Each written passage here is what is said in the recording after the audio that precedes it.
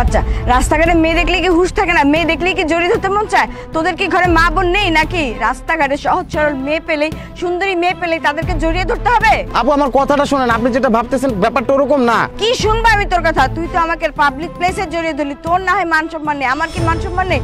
তুই যে আমাকে এখানে জড়িয়ে ধরছিস, তোর সাহস কি করে হলো আমাকে এইভাবে জড়িয়ে ধর? বুঝতে পেরেছি তোর এইভাবে শিক্ষা হবে না। পাবলিক ডেকে তোকে গণধোলাই খাওয়ালে তারপর তোর শিক্ষা হবে। দাঁড়া, আমি তোকে এখনই বুঝাচ্ছি। কে কোথায়? এই যে আঙ্কেল, একটু এদিকে আসবেন। এই যে আপু, ভাইয়া, একটু এদিকে আসবেন প্লিজ। আপু আপনার ভুল। কিসের ভুল? কি হয়েছে আপু এখানে? কি হয়েছে আপু? কি হয়েছে মামুনি? আঙ্কেল দেখুন না, এই যে এই ছোট লোকের বাচ্চা পাবলিক প্লেসে আমাকে একা একটা মেয়ে পেয়ে আমাকে জড়িয়ে ধরেছে। এই ছেলে, তোমাকে দেখে তো শিক্ষিত সভ্য একটা ছেলে মনে হচ্ছে, কিন্তু তোমার ভেতরটা এরকম নরম কেন? একটা মেয়েকে রাস্তায় একা পেয়ে তুমি জড়িয়ে ধরবে? এটা তো ইফটিজিং। তুমি জানো এটা একটা আনবেইলেবল অফেন্স। তোমাকে যদি এখন পুলিশে ধরে নিয়ে যায় না, কমপক্ষে 6 মাস কাটিখানায় চাকরি পিসবা। কত বড় খারাপ ছেলে, দেখতে ভদ্র অথচ কত ভদ্র কাজ। হ্যাঁ আঙ্কেল, আপনি কাকে কি বলতেছেন? ওদের যদি মা বোন বলতে কিছু থাকতো তাহলে অ্যাটলিস্ট মেয়েদেরকে সম্মান দিতে জানতো। এদের মা বোন বলতে কিছু নাই দেখি এরা মেয়েদেরকে সম্মান দিতে জানে না। আর সবচেয়ে বড় কথা হচ্ছে সমাজটা নষ্ট হচ্ছে এদের মতো ছেলেদের জন্য। এরা রাস্তাঘাটে মেয়ে দেখলেই না জড়িয়ে ধরতে ইচ্ছে করে এদের মতো ছেলেদের জন্য তো মেয়েরা রাস্তাঘাটে সেফ না। ঠিকই বলেছেন। এই তোদের বাচ্চা, তোর জন্য আমাদেরকেও কথা শুনতে হয়। এই তোদের ঘরে কি মা বোন নাই? রাস্তাঘাটে কিভাবে চলতে হয় তুই জানোস না? মেয়ে দেখলেই চড়াই ধরতে ইচ্ছে করে, তাই না? চলো ফাঙ্গা কোথাকার। একদম ঠিক করেছো, একটা চড়ে এর কিচ্ছু হবে না। এই যে কাজটা করেছে না, এর দরকার গণধোলাই। আপু আপনি দাঁড়িয়ে না থেকে পুলিশকে ফোন করুন, ওকে তো পুলিশে দেওয়া উচিত। ঠিকই বলেছে, পুলিশকে ফোন দেন। হ্যাঁ আপু, আপনি ঠিকই বলছেন, আমি এখনই পুলিশে কল করছি। বাস হয়েছে, একটু দাঁড়ান, আমারও তো কিছু বলার আছে। আমার কিছু বলতে দিবেন না?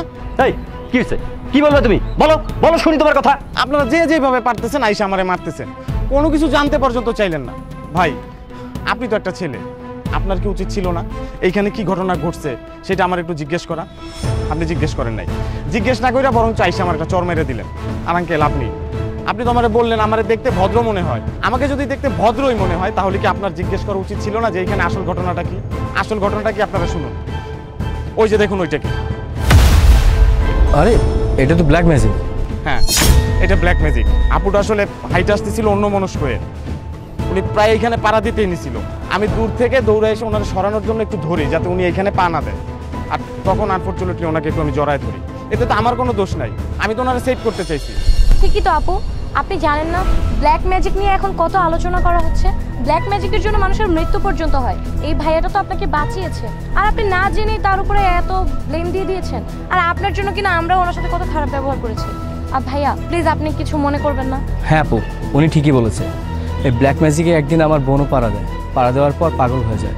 সে এখন রাস্তায় ঘুরে। উনি ঠিকই বলেছে, উনি তো আপনাকে সেভ করছে, আর আপনি ওনার সাথে এমন ব্যবহার করলেন। ভাই সরি, আপনার সাথে আমরাও খারাপ ব্যবহার করলাম। মামুনি, ছেলেটা তো ঠিকই বলেছে। এই দেখো ব্ল্যাক ম্যাজিক, এখানে যদি তুমি পা দিতে তোমার জীবনটা নষ্ট হয়ে যেত।